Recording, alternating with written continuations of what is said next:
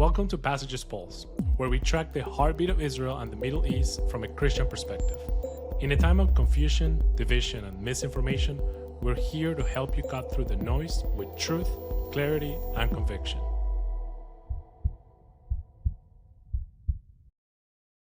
Hi, everyone. Welcome to the Passages Pulse. Today is Monday at the time of this recording. We're recording on Monday, November 17, 2025. It's about 4 p.m. And I wanted to timestamp that because there is a UN resolution vote that's going to happen later today at some point. So at the time of this recording, that vote has not taken place yet. Once again, my name is Sebastian. I'm one of your co-hosts. I'm here with Josiah, my colleague. How's it going, Josiah? It's going. It's a busy week. Busy week, a lot of stuff going on. It is a busy week, and we're recording this episode earlier on Monday because both Josiah and I will be traveling to Washington, D.C., to our nation's capital, and that's why we're recording today. But actually, this episode today, this podcast is about historic trips to Washington, D.C., but not ours, although we're very historic. We're not talking about ourselves. We're talking about two Arab leaders, one that just visited and another one that's coming this week. We're talking about, of course, of the new president of Syria and who visited the White House, who visited Washington, D.C.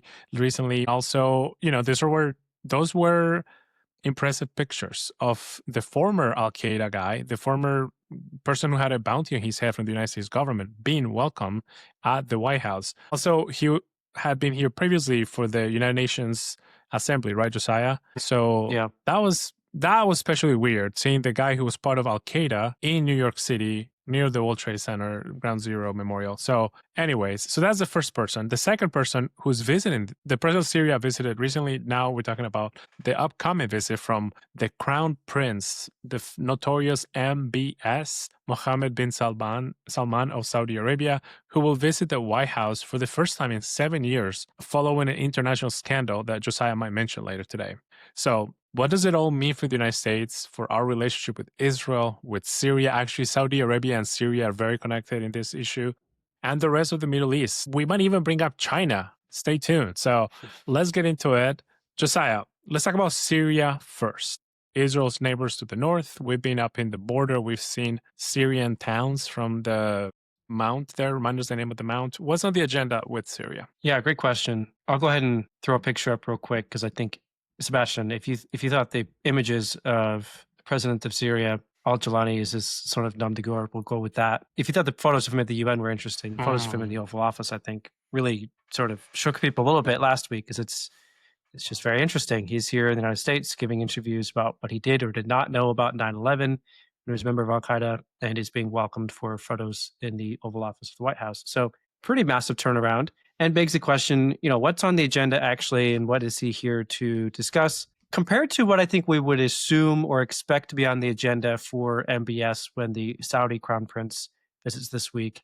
The agenda, I would say, was a little bit more limited for Al-Jolani when he visited the White House. So we're focusing on a couple of key things, one being sanctions relief. There is an applicable law which had severe sanctions on the Syrian regime called the Caesar Act. And after Al-Jolani came to power, there was some relief given, but only on a temporary basis, because in order to actually permanently end these sanctions on Syria, it has to be an act of Congress to repeal these sanctions. And so these only been temporary relief up until this point. Syria's been trying to get some permanent relief from these sanctions so that they can sort of reintegrate their economy into the international economy and try to rebuild Syria after a very long civil war that happened under the rule of Bashar al-Assad, who was deposed and then replaced by this man, Mr. Al-Jolani. So that's a really key part of what he was in Washington, D.C. to discuss was, how are we going to sort of reintegrate Syria into the rest of the world, basically end its status as a pariah state and try to find a way to, move the rebuilding process forward. The second thing that probably was at some point discussed was the idea of a security agreement with Israel. This has been something that's on President Trump's agenda for quite some time, the idea that he wants to basically add to the Abraham Accords. And the idea that Syria is going to immediately jump in with a full-fledged peace deal between itself and Israel is maybe not totally realistic, but there are some steps in that direction, like some sort of security arrangement or an agreement about demilitarizing or marking boundaries of military activity in southern Syria between Israel and Syria. And that's been, I think, again, very high in President Trump's agenda. So I would assume that was also part of the conversation last week. Yeah. when I saw that picture of him at the White House, it reminded me of other sketchy leaders that have been at the White House. So I looked this up. Like for instance, very famous, the Afghani Mujahideen, the so-called freedom fighters from Afghanistan that the United States was helping, supporting, so they could defeat the Soviet Union. It was part of the Cold War era. So this, I think Reagan welcomed them to the White House. That's a weird picture because some of those guys went on to become part of the Taliban later, many years later. Who has been to the White House as well? Arafat, famous terrorist, went to the White House many times. Tito, the dictator of Yugoslavia, and Noriega, the dictator of Panama. So he's not the first sketchy guy, but as we talk about it in this episode today, Josiah, I mean, his turnaround is kind of what we all dream of and hope for, that like terrorists will abandon guns and will start doing democracy and politics and normal nonviolent engagement. So of course there's a lot of questions about him. So that, let's keep talking about it because I know you're going to mention him later as well, including, spoiler alert, there's a big bombshell that the New York Times dropped, and Josiah's going to tell us about it in a second. So, but before we get there, let's talk about the next guy, MBS, Mohammed bin Salman. What is on the agenda with the Crown Prince of Saudi Arabia? So the Saudis have a different set of concerns. They're in a much better position vis-a-vis the U.S. government, obviously, than Al-Jolani's government is in Syria. They're under no real sanctions. They're not the international pariah that Syria is. They have been and continue to be an ally of the United States, and one that actually has a significant amount to offer the United States in terms of economic investment, trade, and those sorts of things. So the agenda looks very different between the U.S. and the Saudis than that which was in place for the Syrians last week. Some things that we expect to be on the agenda. This meeting hasn't happened yet, but will in the next day or so, I believe. Things that you would expect to see on that agenda are going to be military cooperation of some kind. The Saudis have been seeking this in various forms, ranging everywhere from, small arms sales to a nuclear plant inside Saudi Arabia, for example. Don't think a nuclear plant's likely to happen, even just for energy purposes. But there are some suggestions that, okay, maybe some other things might be on the table, like sale of F-35s, fighter plane that Israel's used very successfully over the last 2 years in its wars against Iran and its various proxies. Or it might be something like a nuclear umbrella, a term being thrown around, which basically means that the Saudis might ask the United States to position some of its nuclear arsenal on Saudi soil as a deterrent against nuclear weapons being used against it by other countries in the Middle East that have or want to have nuclear weapons. So it's an interesting idea. And I think it seems like, based on who you ask, people have differing opinions about which one the Saudis actually want and which one is more so leverage to get what they want. Do they really want the F-35s? Or are they just using that as leverage to get the nuclear protection? Do they really want the nuclear arsenal on Saudi soil, or do they really just using that as a much bigger ask so they get something that might, in comparison, sound a little bit more reasonable, like some fighter jets, that kind of thing. So will be interesting to see, of course, how the Trump administration responds to those requests for sale of weapons or military cooperation of some kind. You also have quite a bit that I'm sure they're going to want to discuss about ongoing foreign direct investment by the Saudi government and its sovereign wealth fund in various American companies, especially in technology, or cooperation on new emerging technologies like artificial intelligence has also been a major subject on the agenda in previous visits between Trump and MBS. So there's quite a bit I'm sure that they'll be talking about there. If we're taking a look at things that are a little bit more relevant to what's happening in regards to U.S. foreign policy towards Israel, obviously you would expect to see that the issue of Gaza would likely be on the agenda. And part of the challenge that the Trump administration has had recently is that the Saudis haven't really been eager to pitch in or to offer funding to rebuild Gaza unless Hamas is disarmed. But of course, that's been a very painful process of getting Hamas to the point where they actually agree to disarm. Doesn't seem very likely to happen. So Trump has been sort of, tugging some of the countries like the United Arab Emirates or the Saudis along, trying to convince them to participate in his plan. Hasn't had a whole lot of luck, so I'm sure that will come up at some point. And then last but not least, normalization with Israel. There was a report that came out suggesting that President Trump has conveyed a message already to MBS that he wants a conversation about normalization of Saudi-Israeli relations to begin. In his mind, he helped to put an end to the war in Gaza. Whether it's actually over, I think is up for debate, but he's making the claim that the war in Gaza is over, and in exchange, in return for that and the other things that the Saudis are asking for, he wants something in return. In this case, it might be a peace deal between Saudi Arabia and Israel. So quite a bit for them to discuss. I think it'll be probably a very long conversation. Quite a lot. Two comments on one of each. One on Syria. There have been comments from even Shara himself saying, yeah, we're open to normalization with Israel, but he has put a lot of cold water on that since that visit to the White House. I think it is the United States is playing that 3D chess with Saudi Arabia. I think the United States wants to prioritize the economic relationship with Saudi Arabia. And if that means not normalizing Syria and Israel, I think the president is willing to take that risk. And then on the Saudi Arabia F-jet, I just want our people, our listeners to know, right now, the United States is Israel is the only country in the entire region of the Middle East who has F-35s that were given by America. And that's because there is a law that kind of requires this. So Josiah, tell us about that. We just talked about what's on the agenda. Let's talk about what's at risk here. And one of the things at risk is this 2008 law that requires, there's a reason why Israel has I don't want to give it away. So Josiah, why don't you tell me about it? Tell us about QME. Yeah, QMA stands for Qualitative Military Edge. And this is a long-standing approach in U.S. foreign policy towards the Middle East that because it considers Israel to be a closer ally than any of the other countries, because it is a democracy, because it shares many common values with the United States, as well as many shared strategic interests with the United States vis-a-vis the rest of the Middle East, that the U.S. has committed for decades, actually. This predates anything in 2008, the idea that there would be a qualitative military edge preserved for Israel, meaning that they are given the opportunity or the option to buy weapons that we do not sell to other countries in the Middle East. The F-35 has been a very prime example of this.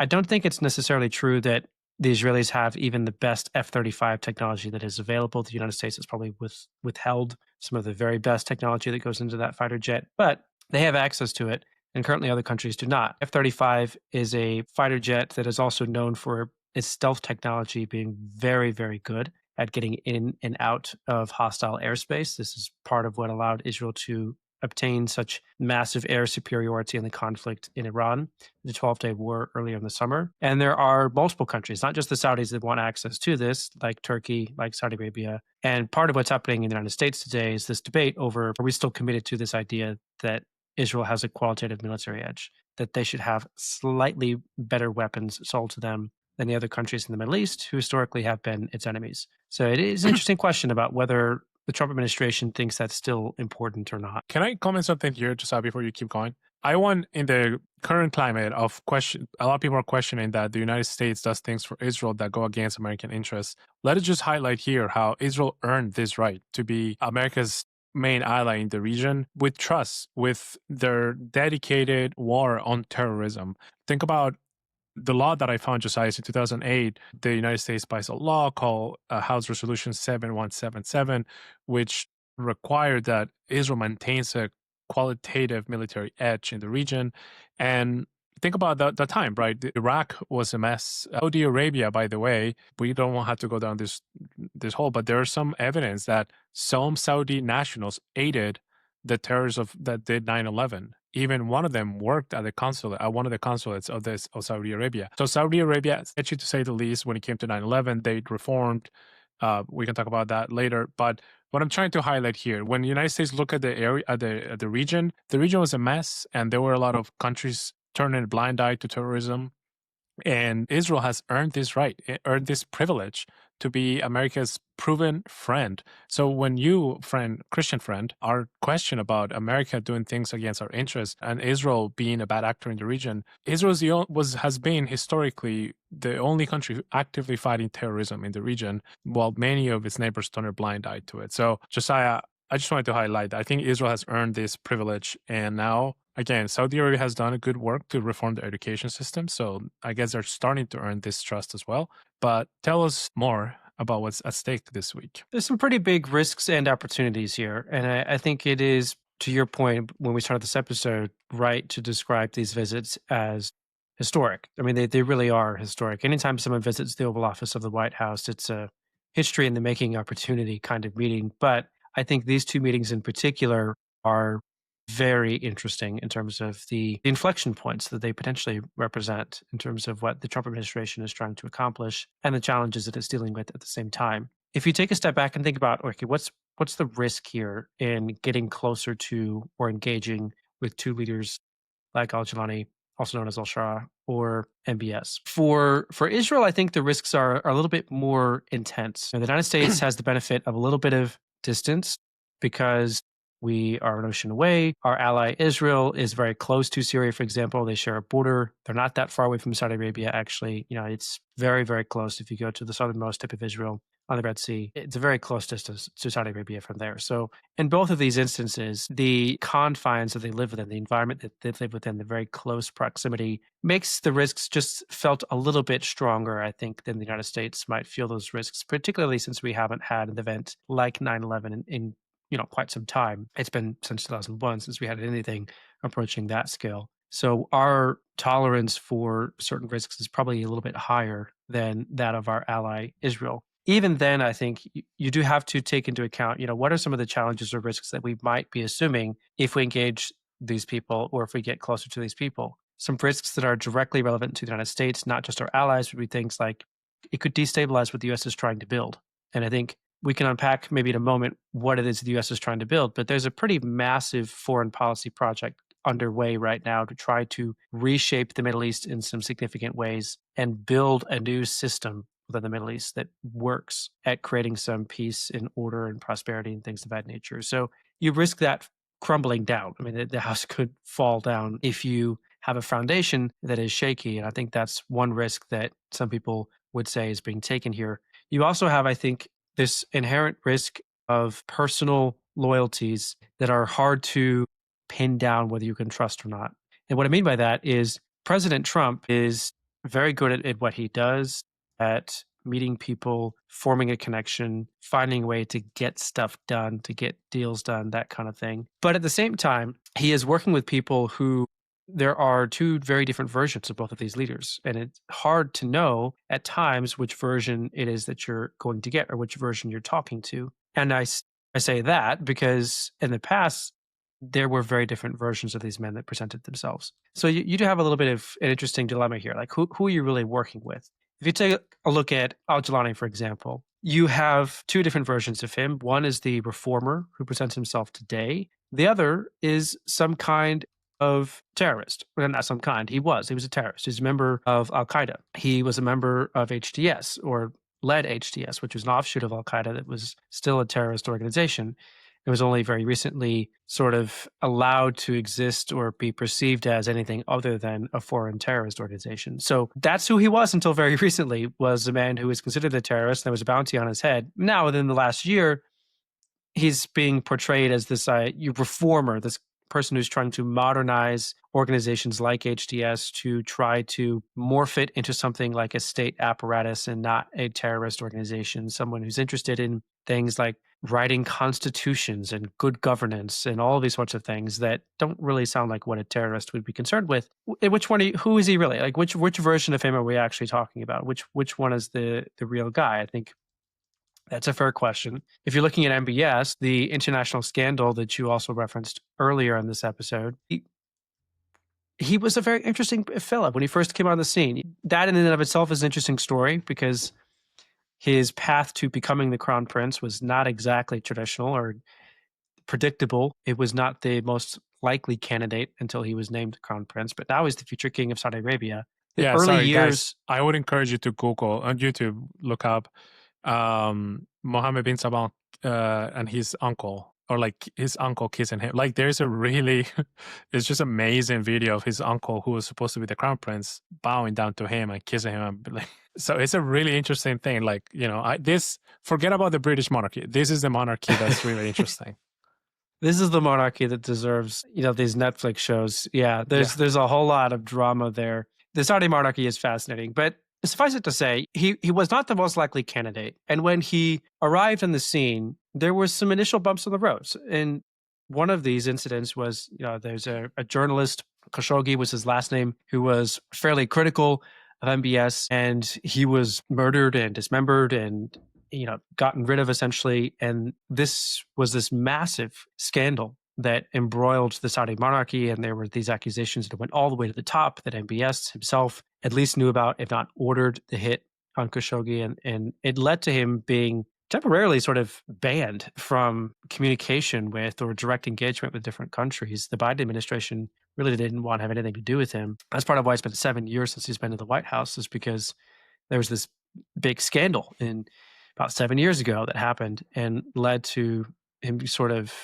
being on the outskirts for a little bit or marginalized. Now he's really back front and center. And part of why he's back front and center is because he's become this champion for the modernization of Saudi Arabia, for various reforms, or reducing the authority or the influence of religious authorities or religious police in Saudi Arabia, doing things like letting women drive in Saudi Arabia, which doesn't sound like a big deal in the United States, but in Saudi Arabia, that's a really, really big deal that they're able to actually do that, allowing for different forms of entertainment to be allowed in Saudi Arabia. I mean, the line of comedians and musicians having concerts and giving shows there, that's just like, would be very hard to imagine several years ago. The types of investments that he's made trying to wean Saudi Arabia slowly, but gradually, wean it off its dependency on oil, create more jobs, modernize the Saudi economy. I mean, he really is a fascinating case study of what it looks like to try in sports, to like golf, and football. He bought Newcastle, the team in England, so they've been diversifying. Artwork. I mean, if you can imagine, one of the things that was fascinating to me, just as an anecdote of this, I don't know this one. The Saudi monarchy was behind the purchase of Da Vinci's painting of Jesus. Are you familiar with this story? That painting that sold for like hundreds of millions of dollars. There was this massive sale of one of Da Vinci's paintings, and it was a depiction of Jesus. And after this mysterious bidder purchased it, it kind of disappeared, and it wasn't put on public display. Part of the reason why that's assumed to be the case is because in Saudi Arabia, under Muslim law, like you can't really paint pictures of people's faces or display them. Right. But it didn't stop them from buying the painting. So it's really quite interesting, I think, the ways that the monarchy is changing very rapidly in Saudi society with it. All that to say, I've learned on long enough about that. The point is, with both of these people, you have these like very stark differences in the people that they used to be and the people that they are today, or the way that they used to present themselves and the way that they present themselves today. Very different. Which one do you trust? Which one do you believe or assume is actually the real version of these people? Those are some, I think, very critical questions. Now, the flip side of that is, can you afford to engage in this massive rebuilding project of like rebuilding the Middle East the way that President Trump wants to without these people? That's the risk on the flip side.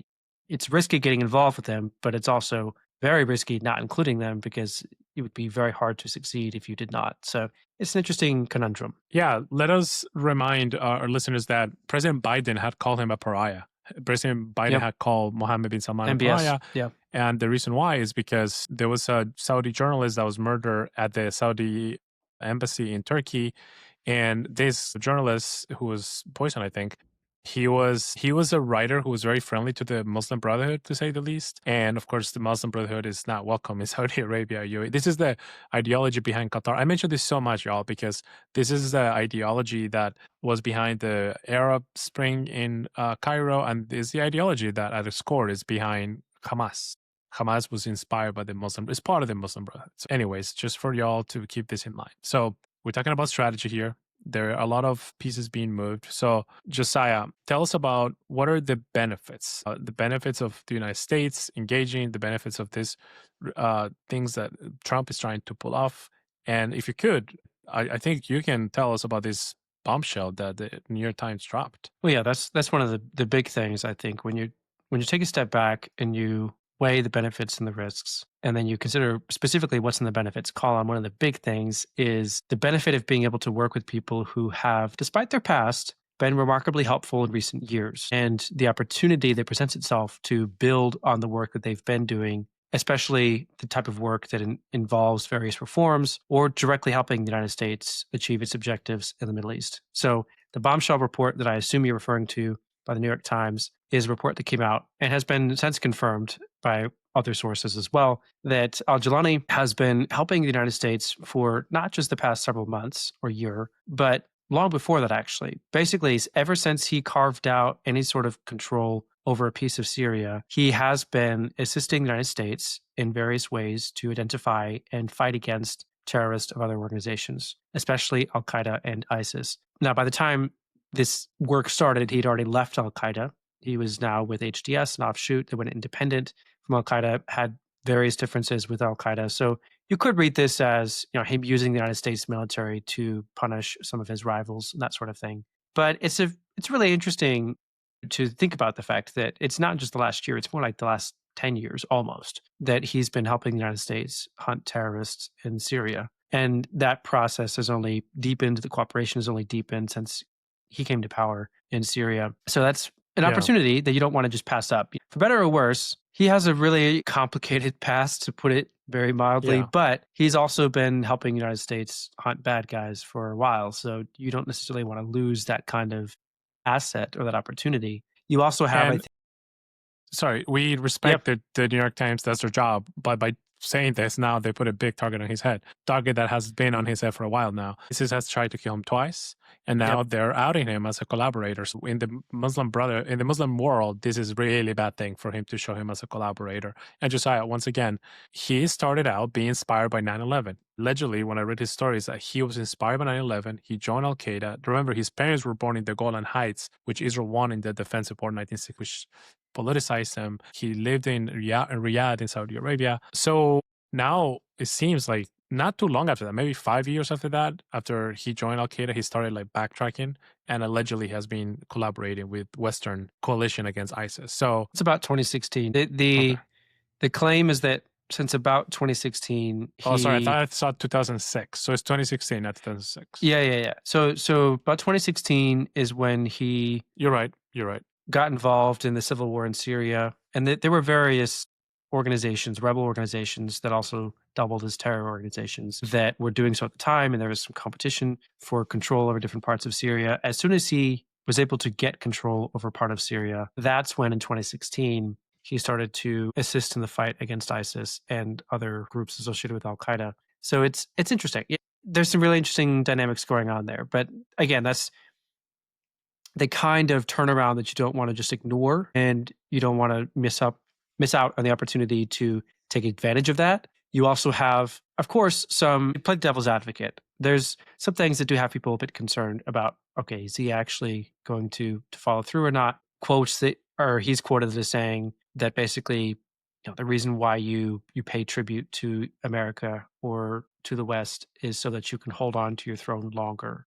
You can outlast them, essentially, is the implication. So, some people are going to argue that this is really just lip service. Maybe he doesn't really mean it. Maybe he has an agenda. And that's a fair question. That's why we, acknowledged a moment ago the risks associated with working with someone like him. The other thing that people have been criticizing quite a bit was the fact that ever since he came to power, there's been some revenge killings or various campaigns against minorities in different parts of Syria. And his interpretation of these events basically was that it's rogue elements. It's not his government that's carrying out these attacks, rogue elements that he's trying to get under control, foreign individuals who join his organization but are maybe not even Syrians, who are engaging in different kinds of terrorism, that kind of thing.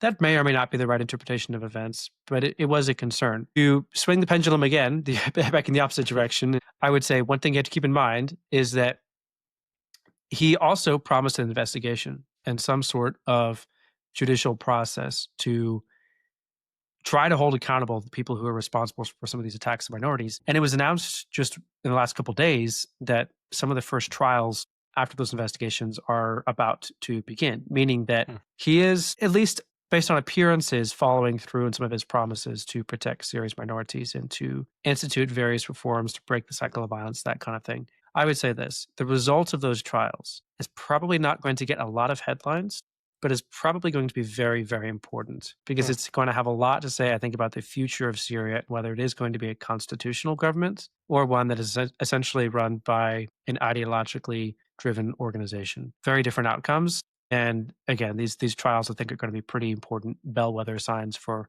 what's to come. If you think about MBS, he's done lots.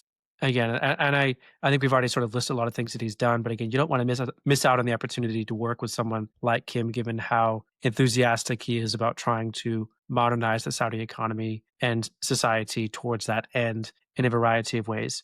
I also think that you want to think about both of them as a counterweight to many of America's rivals right now. ISIS still exists in the Middle Right. East or in places like Africa, North Africa, Central Africa, or East Africa. There's still some disturbing things happening. And Syria, Saudi Arabia, if you can get them on our side, then there are helpful counterweight to organizations like ISIS or the Muslim Brotherhood. They are also potentially a very helpful counterweight to Iran, which is also not going away. So, there's some opportunities there that you don't want to miss. The last comments I'll make about U.S. strategy in terms of what's President Trump trying to accomplish by bringing these people closer or getting closer to them. It seems like it's really trying to build a strong balance of power in the Middle East, doesn't want any one country being too strong or dominating the Middle East, and trying basically to build a network of countries that are all getting stronger at the same time, economically, socially, those sorts of things, so that you don't have this mad competition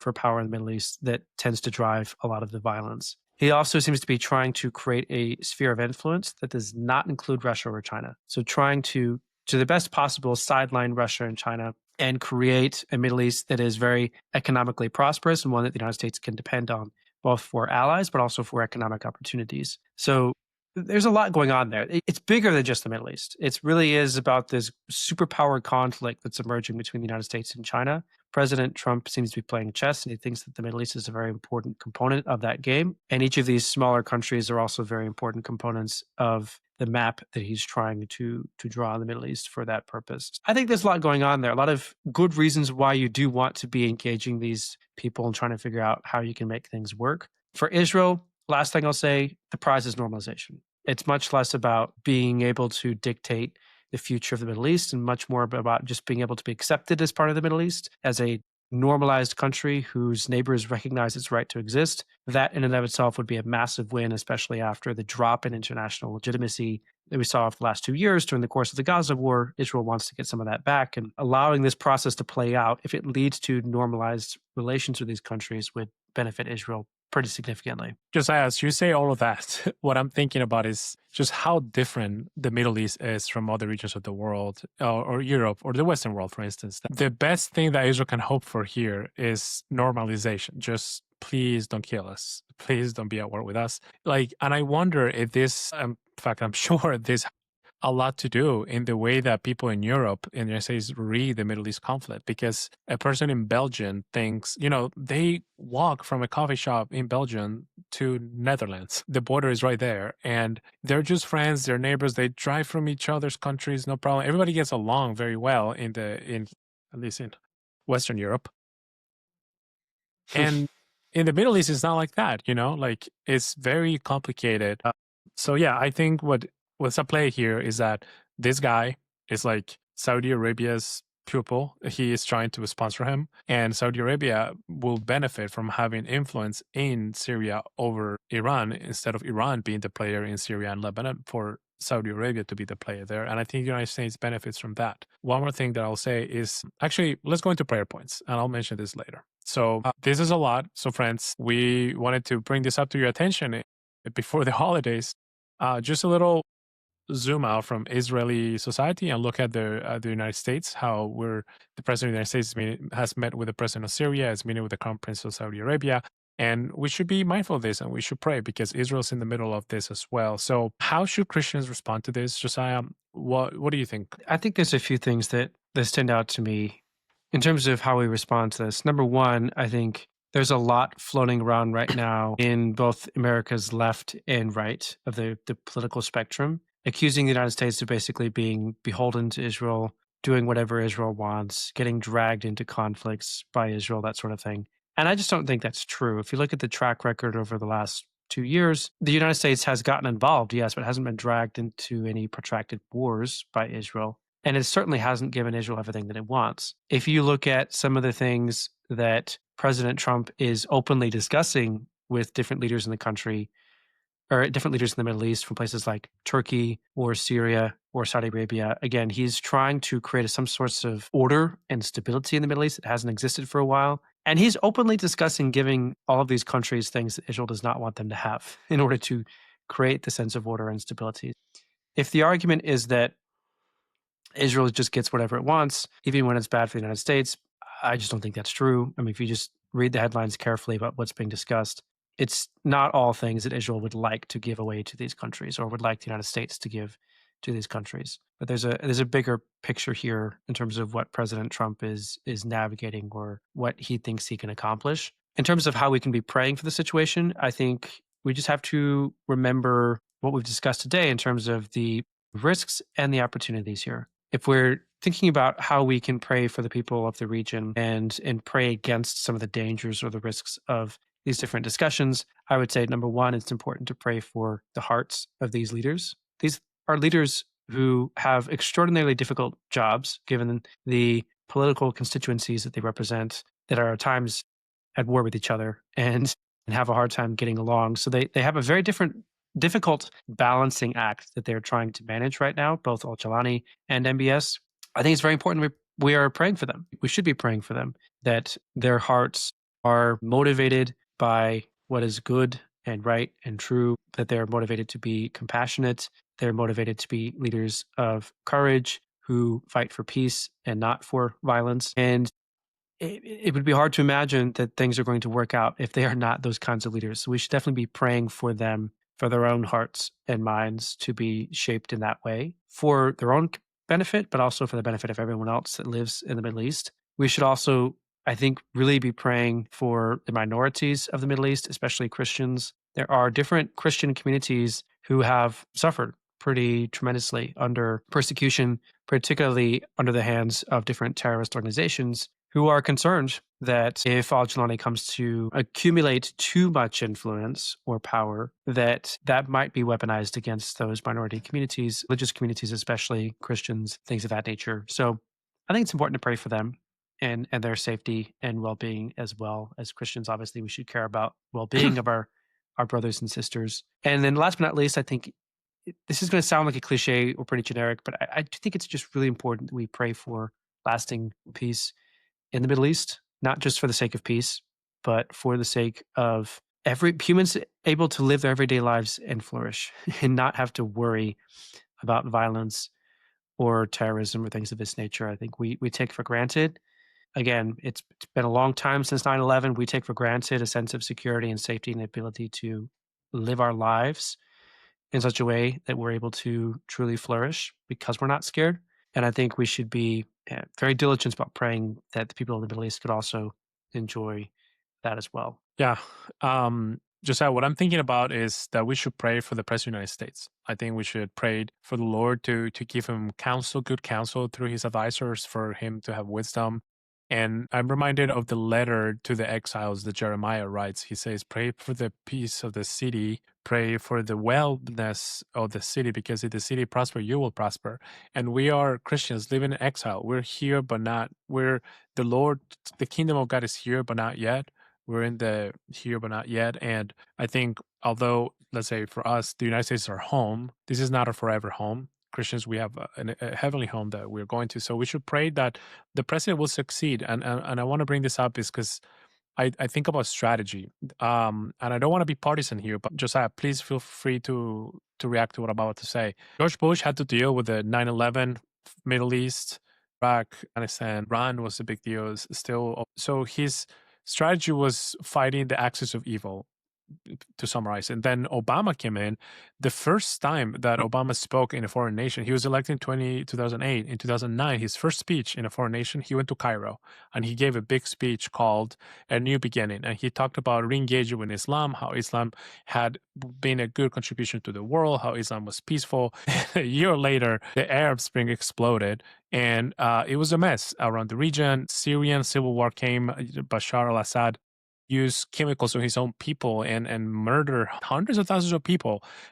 Iran, the wars around Israel, Lebanon. So the region, Obama was criticized for lacking a clear strategy in the region.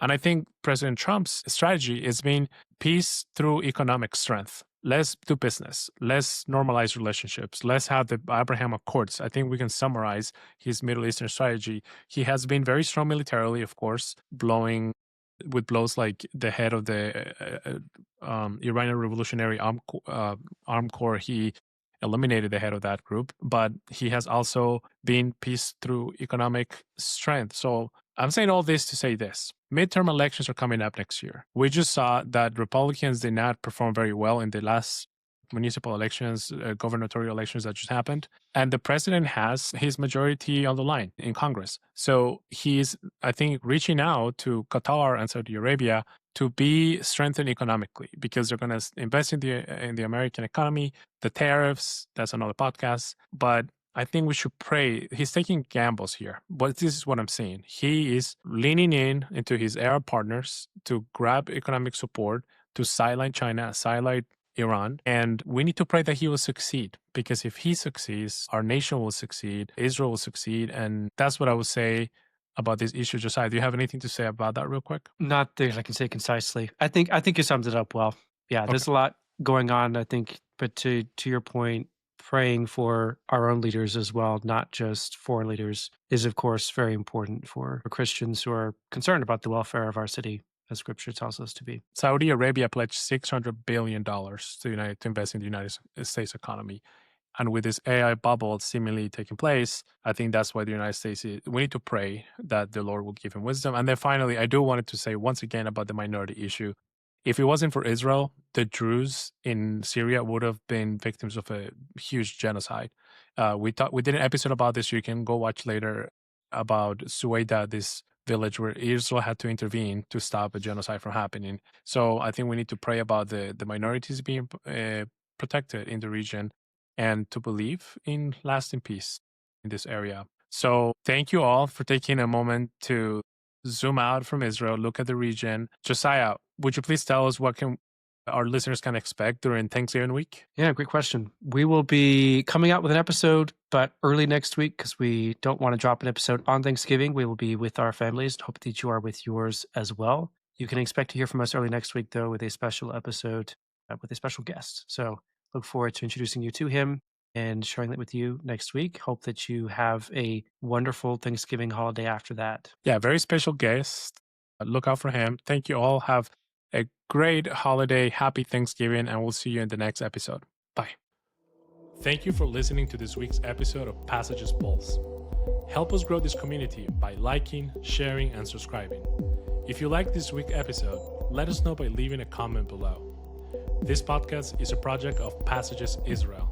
We exist to educate the next generation of Christians on modern Israel, deepen the roots of their faith, and equip leaders to foster positive Christian engagement with Israel and the Jewish people. To learn more about Passages, follow us on social media or visit us at passagesisrael.org. Until next time, we'll keep our finger on the pulse.